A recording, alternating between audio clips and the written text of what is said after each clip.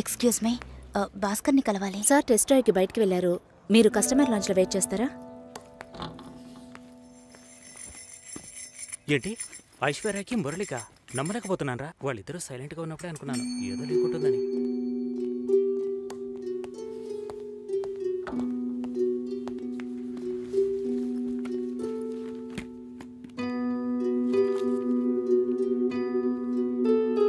Sir you can come. Okay.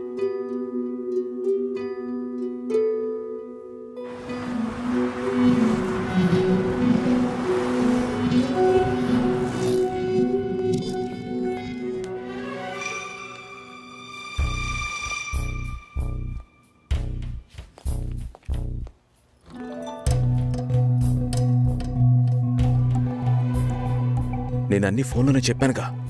ఏంటి అందరి ముందు సీన్ క్రియేట్ చేద్దామని వచ్చావా? గొడవ పడ్డానుకో ఆర్గ్యూ చేయడానికి నేను ఇక్కడికి రాలేదు.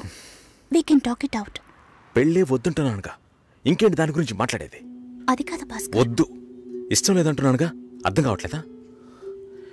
నిశ్చితార్థం జరిగితే పెళ్లి జరగాలని లేదు, నా తప్పే, నేను ఒప్పుకుంటున్నా. ఇప్పుడు ఇష్టం లేదు, ఎందుకని అడగొద్దు. నా సిచ్యువేషన్ కొంచెం అర్థం చేసుకోండి. నా తర్వాతే మా అన్నయ్యకి పెళ్లి చేయాలి, కానీ మీరు ఇలా. దానికి నేనే దొరికానా? ఎంగేజ్మెంట్ అయిన తర్వాత ఇలా చెప్తే ఎలా? ఒక్కొక్కడు పెళ్లి చేసుకున్నాకే వద్దంటున్నాడు.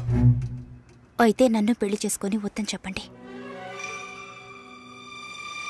మరీ అంత తొందరగా ఉంటే దానికి వేరే ఎవరైనా వెతుక్కో. బెంగళూరు వెళ్తున్నాం, ఫ్లైట్ లో వెళ్తున్నాం, లాట్స్ ఆఫ్ గర్ల్స్, సూపర్ మజా. ఏంటి? నేను బెంగళూరుకి రావట్లేదు. చెప్పే. ఇంతసేపు నీతో నేనేం చెప్పాను? ఏం చెప్పావు? ఇద్దరం బెంగళూరుకు వెళ్దామన్నాను, సరే అన్నావు. క్యాబ్ బుక్ చేస్తానన్నాను, సరే అన్నావు. ఇప్పుడు రానంటున్నావు. అలా చెప్పానా? ఏం తీసుకుంటా? అది ఏమి ఇచ్చినా సరే. నువ్వు ఒక పెద్ద మనిషివి. బాగున్నారా?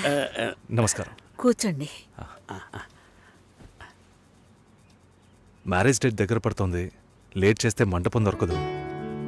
ఇప్పుడు బుక్ చేస్తేనే ఇన్విటేషన్ ప్రింట్ చేయడానికి కరెక్ట్గా ఉంటుంది. మీరు ఎవరైనా వస్తే. మేము రావాల్సిన పని లేదు, మీరే చూసి ఏం చేసినా ఓకే. సరేనమ్మా, మేము వస్తాం. భాస్కర్ లేరా? బయటికెళ్ళాడు. వస్తే చెప్పండమ్మా, ఫోన్లో కూడా కాంటాక్ట్ అవ్వడం లేదు. చెప్తానులేండి. వస్తామండి.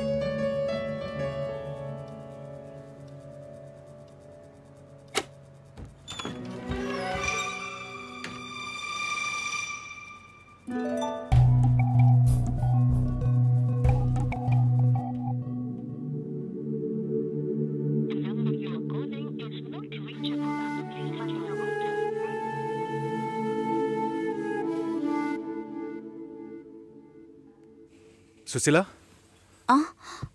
భాస్కర్తో మాట్లాడతావా?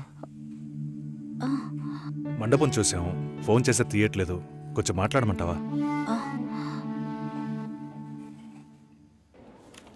3rd July wedding. సునీల్ వచ్చి. బాబు తప్పకుండా రా. తప్పకుండా రండి.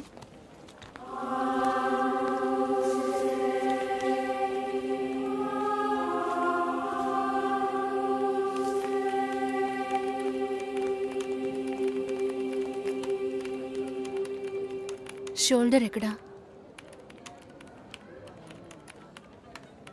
బయటికి వెళ్ళాలి. కార్ అడిగాను.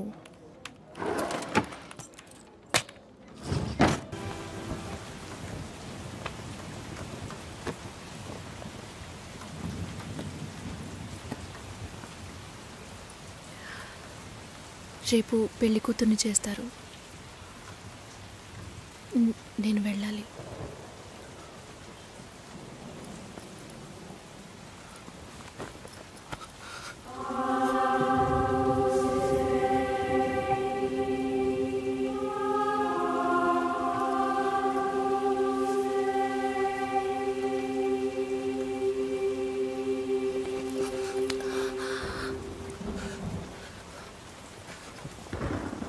నేను చెప్పినప్పుడల్లా సీరియస్గా తీసుకోలేదు. ఇప్పుడెందుకురా అలా చేస్తున్నావు? బాధపడేవాడు చెప్పినా మీకు అర్థం కాదు, చెప్పకపోయినా మీకు అర్థం కాదు. మీ నాన్న ఏమన్నాడు? 10 ఆకుల్ని చూసేవాడు తన ఆకులో ఉన్న భోజనాన్ని ప్రశాంతంగా తినలేడు అని చెప్పాడు కదా. మా వాళ్ళకి తిండే లేదు, వరుసగా వాటాకు నుంచున్నారు. దాని గురించి ఆలోచించకూడదా? ఇంకొకటి వస్తుందంటే దిగులుండదా? లేక నేనేమన్నా మిషనా అన్నీ మర్చిపోయి 1 నిమిషంలో పారిపోవడానికి? నువ్వేమో ఇల్లు కొనమంటున్నావు, మీ నాన్న కారు కొనమంటున్నాడు. పెళ్ళికి మనం ఇద్దరం మాత్రం ఉంటే సరిపోదు కదా. నాకు మా నాన్నంటే ఇష్టం లేదు, అమ్మ తమ్ముడు ఎవరూ ఇష్టం లేదు. కానీ వాళ్ళకి నేనంటే ఇష్టం. ఏం చేయను? రాజభవనం లాంటి మీ ఇంట్లో టిప్ టాప్గా ఉన్న మీ నాన్న ముందుకి కోచి కూడా కట్టుకోవడం తెలియని మా నాన్నని తీసుకొచ్చి నిలబెట్టాలి, పిల్లనివ్వండి అని అడగాలి. మీ అమ్మ మొహం మార్చుకొని మీ అక్క మొగుడు నన్ను మా నాన్నని పైకి కిందకి చూడాలి కదా.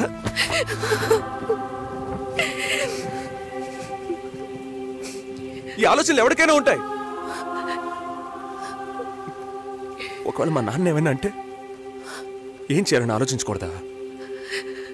నేనే బిచ్చగాడిని కాదే, కానీ మీరు అలా అనుకుంటారేమో అని భయంగా ఉంది.